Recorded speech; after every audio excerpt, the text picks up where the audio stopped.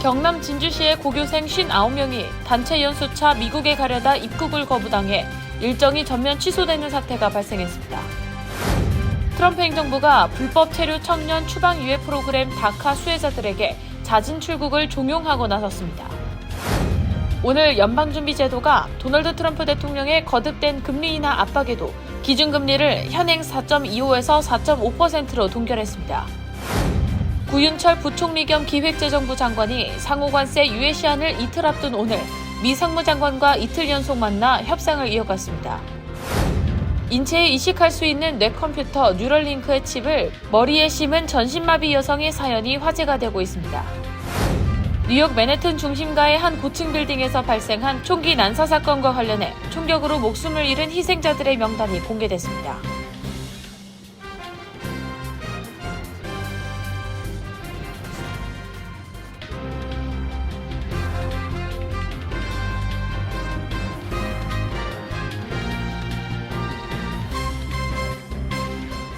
안녕하십니까. KBTV 뉴스9 이찬호입니다. 경남 진주시의 우수학생 여름방학 해외 선진 문화탐방단 59명이 미국 입국을 거부당해 탐방 일정이 전면 취소되는 사태가 발생했습니다. 탐방단은 전원 전자여행 허가 시스템을 사전 승인받았음에도 입국이 거부돼 당혹감을 표하고 있습니다. 전장 기자가 전해드립니다. 진주시에 따르면 학생 55명과 인솔자 4명은 인천공항에서 미국 동부로 출국해 MIT, 하버드대, 예일대 등을 방문하며 선진문화를 탐방할 예정이었지만 이 중 42명이 연방세관 국경보호국으로부터 명확한 사유 없이 입국 승인을 받지 못해 아예 출국 비행기를 타지 못한 것으로 전해졌습니다. 탐방단은 전원 전자여행 허가 시스템을 사전 승인받았음에도 대다수의 입국이 거부됐습니다. 항공사 측도 인천공항에서부터 미국 입국이 거절된 사례는 처음이라고 밝혔습니다. 경남일보 보도에 따르면 갑작스러운 상황에 현장에 있던 학부모, 학생, 여행사 관계자들은 긴급 회의를 거쳐 귀가를 결정했고 당일 오후 전원 진주로 되돌아갔습니다. 이번 입국 승인 거부 이유에 대해서는 현재까지도 명확하게 밝혀지지 않고 있으며 항공사 관계자들도 극히 드문 사례라며 여전히 이유를 알 수 없다는 입장을 보였습니다. 한편 진주시와 여행사 측은 현재 견학 장소를 영국의 옥스포드 대학과 케임브리지 대학 등으로 변경하고 8월 초에 탐방 일정을 다시 진행할 예정입니다. KBTV 뉴스 전상입니다. 트럼프 행정부가 다카 수혜자를 오바마 케어 가입 대상에서 제외하는 등 배타적 정책을 취한 데 이어 다카 수혜자들에게 자진 출국을 종용하고 나섰습니다. 특히 한인 다카 수혜자 숫자는 아시아계 중에서 가장 많아 한인 사회에도 적지 않은 파장이 예상되고 있습니다. 전상 기자입니다. 국토안보부 트리시아 맥러플린 대변인은 다카 수혜자들은 불법 체류 외국인으로서 추방으로부터 자동적으로 보호를 받을 수 없으며 어떤 형태의 법적 지위도 부여받지 못했다며 범죄 등 여러 이유로 체포 및 추방 대상이 될 수 있다고 경고했습니다. 이어서 맥러플린 대변인은 다카 수혜자들은 자진 출국을 통해 합법적 방법으로 미국으로 돌아올 수 있는 기회를 얻을 수 있길 바란다고 전했습니다. 전국의 다카 수혜자는 지난 3월 기준 총 52만 5,210명에 이릅니다. 맥러플린 대변인은 자진 출국 촉구는 이민국적법 조항에 따른 것입니다. 이민법에 따르면 추방 재판에 회부됐어도 자진 출국을 요청하면 판사의 재량에 따라 추방 기록 없이 미국을 떠나기 때문에 이후 합법 비자를 통해 재입국이 가능합니다. 그러나 추방 명령을 받아 강제로 출국하게 되면 추방 사유에 따라 일정 기간 동안 미국 입국이 금지됩니다. 이민서비스국에 따르면 한인 다카 수혜자는 총 4,560명입니다. 국적별로는 멕시코, 엘살바도르, 과테말라, 온두라스, 페루에 이어 6번째입니다. 이민법 변호사들은 사소한 위법 행위도 주의해야 하고 특히 음주운전은 중범죄로 분류돼 갱신을 거부당할 수 있다고 주의를 당부했습니다. KBTV 뉴스 전상입니다. 오늘 미국의 중앙은행인 연방준비제도가 도널드 트럼프 대통령의 거듭된 금리 인하 압박에도 기준금리를 현행 4.25에서 4.5%로 동결했습니다. 한미 금리 차는 상당 기준으로 2.0%포인트를 유지하게 됐습니다. 김은지 기자입니다. 연방준비제도가 오늘 기준금리를 또다시 동결했습니다. 도널드 트럼프 대통령이 금리 인하를 거듭 요구했지만 연준은 신중한 통화 정책을 이어가겠다는 입장을 고수했습니다. 연준은 오늘 오후 기준금리를 현행 4.25%에서 4.5%로 동결했습니다. 이로써 트럼프 행정부 출범 이후 열린 5차례의 연방공개시장위원회에서 5차례 모두 금리를 동결하면서 한국의 2.5% 기준금리와는 여전히 2%포인트 차이를 보이고 있습니다. 이번 결정은 연준 통화정책기구인 FOMC에서 9대2로 이루어졌습니다. 금리 인하를 강하게 주장해온 미셸 보먼, 크리스토퍼 월러 이사가 반대표를 던진 것으로 확인됐습니다. 연준은 이날 회의 직후 발표한 성명에서 올해 상반기 경제성장세는 둔화되고 있으며 인플레이션은 여전히 높은 수준을 유지하고 있다고 지적했습니다. 또 지난 6월에는 경제가 견고하게 확장 중이라던 기존 표현을 불확실성이 여전히 높은 상태라고 언급하며 경기 인식이 다소 부정적으로 전환됐음을 드러냈습니다. 이런 가운데 트럼프 대통령은 연일 금리를 3%포인트 이상 인하해야 한다며 연준을 강하게 비판하고 있습니다. 시장에서는 이번 결정이 예상된 수준이라는 평가가 나오고 있으며 오는 9월부터는 금리 인하가 이뤄질 수 있다는 기대감도 여전히 남아 있습니다. 연준의 신중한 행보가 이어지면서 트럼프 대통령과 연준 간의 긴장감은 당분간 계속될 전망입니다. KBTV 뉴스 김은지입니다. 구윤철 부총리 겸 기획재정부 장관이 도널드 트럼프 행정부가 제시한 상호 관세 유예 시한인 8월 1일을 이틀 앞둔 오늘 허월 러드닉 상무장관과 이틀 연속 만나 협상을 이어갔습니다. 김문지 기자입니다. 구윤철 경제부총리 겸 기획재정부 장관은 29일 하워드 러트닉 상무장관과 2시간가량 회담을 가진 데 이어 오늘 워싱턴 DC 상무부 청사를 찾아 약 1시간 동안 25% 상호관세 부과 등 주요 통상 이슈에 대해 논의했습니다. 한국협상팀에는 김정관 산업통상자원부 장관과 여한구 통상교섭본부장도 함께했습니다. 미국 측에서는 제이미슨 그리어 무역대표부 대표가 회담에 참여한 것으로 확인됐습니다. 내일은 구 부총리와 스콧 베센트 재무장관이 한미 고위급 통상협의에 참석할 예정입니다. 이 자리에서는 여한구 본부장과 그리어 무역대표도 동석해 최종談判을 시도할 것으로 보입니다. 만일 내일 협의에서 한국과 미국 양측이 잠정 합의를 이끌어낼 경우 트럼프 대통령과의 면담을 통해 최종 협상 타결까지 이어질 가능성도 제기되고 있습니다. 오늘 오전 김 장관과 여 본부장은 구 부총리가 머무는 숙소를 찾아 협상 전략을 점검했으며 숙소 주변에서는 기재부 출장단 관계자들이 서류 봉투를 들고 분주히 오가는 모습이 포착되는 등 긴장감이 돌았습니다.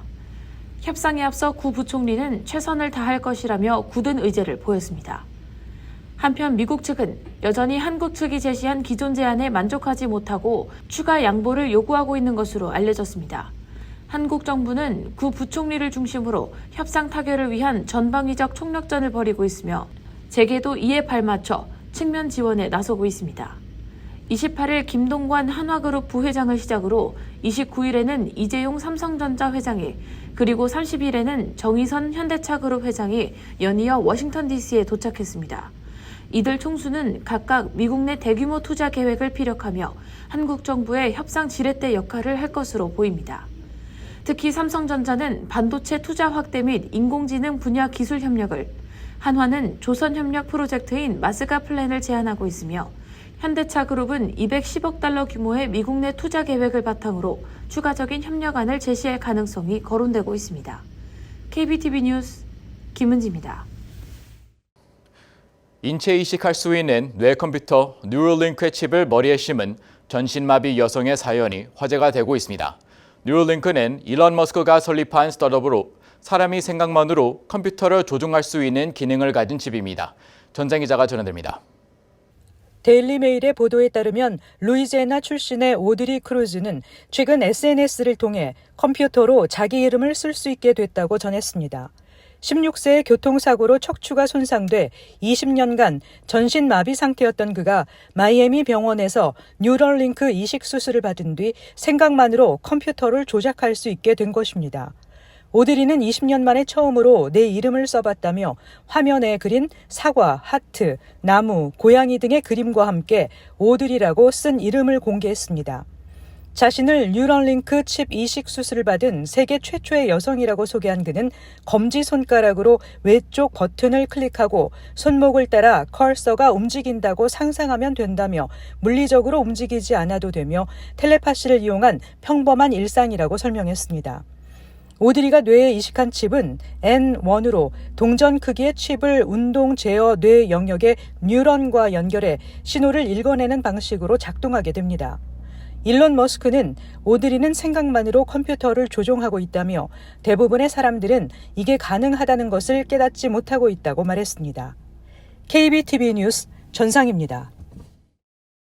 뉴맨해튼 중심가의 한 고층 빌딩에서 발생한 총기 난사 사건과 관련해 수사 당국은 사건 당시 범인의 구체적인 동선이 담긴 감시 영상을 공개하고 총격으로 목숨을 잃은 희생자들의 명단을 공개했습니다. 김은지 기자입니다. 지난 월요일 저녁 뉴욕시 맨해튼 한 고층 빌딩에서 총격 사건이 벌어졌습니다. 총격범은 27세 셰인 타무라로 빌딩에 침입한 후 총기를 난사해 4명이 숨지고 1명이 다쳤습니다. 에릭 애덤스 뉴욕시장은 이번 사건을 병적이고 의도적인 폭력 행위로 규정했습니다. 공개된 CCTV 영상을 보면 총격범 타무라는 엘리베이터 로비에서 내린 한 여성은 지나가도록 했지만 나머지 사람들에게는 무차별적으로 총격을 가했습니다. 희생자 중에는 2 자녀를 둔 블랙스톤 소속 직원 웨슬리 르페트너, 비번 NYPD 경찰 디다룰 이슬람, 경비원 알란 에티엔, 루딘 매니지먼트 직원 줄리아 하이만 등이 포함됐으며 NFL 직원 1명도 부상을 입었습니다. 부상당한 41세 NFL 직원은 로비에서 총을 맞은 뒤 911 대신 동료들에게 전화를 걸어 속히 문을 잠그고 숨으라고 알렸던 것으로 확인됐습니다. 총격범이 33층으로 올라갔을 때 간이 화장실에 숨어있던 줄리아 하이만이 문을 살짝 열고 나오는 순간 총격범이 소리를 듣고 쫓아와 하이만에게 총격을 가해 숨졌습니다. 줄리아 하이만의 장례식은 수요일 오전 맨해튼에서 치러졌으며 숨진 이슬람 경관의 장례는 31일 목요일 브롱스에 위치한 장례식장에서 열릴 예정입니다. 수사당국은 라스베가스에 위치한 총격범의 자택을 수사 중입니다. KBTV 뉴스 김은지입니다. 러시아 극동 해안 지역에서 규모 8.8 지진이 발생하면서 일본부터 하와이, 알래스카, 캘리포니아 등 태평양 연안에 있던 수백만 명의 사람들에게 대피령이 내려졌습니다. 지진 발생 후 별다른 인명피해가 보고되지는 않았지만 여전히 지진 해일 경보가 해제되지 않은 지역이 많아 경계를 늦추기 어려운 상황입니다. 이번 지진은 1900년 지진 관측 이후 6번째로 큰 지진으로 기록될 가능성이 높습니다. 캄차카 당국자는 일부 지역에 3에서 4m 높이의 쓰나미가 관측됐으며 최고 높이는 5m에 달했다고 러시아 관영 통신에 밝혔습니다. 트럼프 대통령이 8월 1일을 관세 협상의 데드라인이라고 못 박았습니다. 앞서 트럼프 대통령이 관세 협상 시한을 연장할 수도 있다는 보도가 나왔지만 이를 일축한 것입니다. 그러면서 현재 협상이 난항을 겪고 있는 인도에 대해서는 다음 달 1일부터 25%의 관세에 더해 추가 페널티까지 물리겠다고 했습니다. 한편 구윤철 부총리 겸 기획재정부 장관과 스콧 베센트 미 재무부 장관의 통상 합의가 내일 열리며 미국과의 무역 합의 성사 여부를 가늠하는 최후의 담판이 될 가능성이 큽니다. 국무부 영사국은 오는 9월 2일부터 비이민 비자 신청자의 인터뷰 면제 정책을 대폭 강화한다고 발표했습니다. 지금까지는 14세 미만, 79세 이상 신청자는 인터뷰가 면제되는 경우가 많았지만 새로운 지침은 전 연령대 신청자의 대면 인터뷰를 요구하고 있습니다. 이로 인해 어린 자녀를 둔 가정과 고령자들의 비자 신청 절차가 복잡해질 전망입니다. 학생이나 취업 비자 신청자도 대부분 인터뷰가 요구될 것으로 보여 인터뷰 대기 기간이 길어질 수 있습니다. 이에 따라 신청자들은 비자 계획을 더욱 조기에 세워야 할 필요가 있다고 전문가들은 조언했습니다. 한국 정부가 여름 휴가철을 맞아 28일부터 오는 8월 11일까지 2주간의 해외 여행객 대상 휴대 농축산물 검역 강화에 돌입했습니다. 자칫하다 과태료가 부과되거나 형사처벌을 받을 수 있어 각별한 주의가 요구됩니다. 농림축산검역본부에 따르면 망고, 망고스틴 등 열대 과일이나 육포, 소세지 등 축산물이 주요 적발 품목입니다. 입국 시 휴대 반입이 금지되는 대표적인 품목은 우선 햄이나 베이컨을 비롯해 훈제육, 통조림 고기, 돼지고기, 소고기, 닭고기 포함 제품과 만두, 고기빵 등 고기 함유 즉석식품 등 고기류와 육 가공품, 치즈, 버터, 분유, 요거트 등 유제품이 있습니다. 잠시 후 커뮤니티 브리핑을 전해드립니다.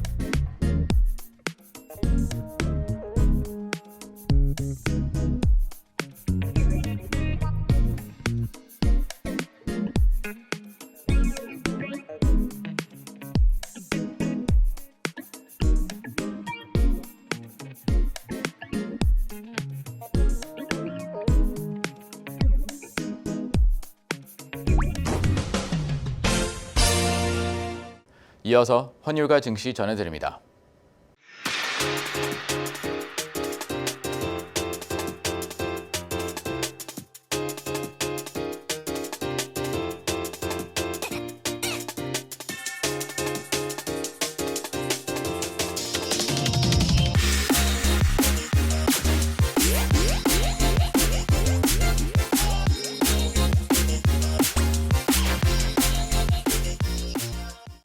잠시 후 뉴욕과 뉴저지 날씨 전해드립니다.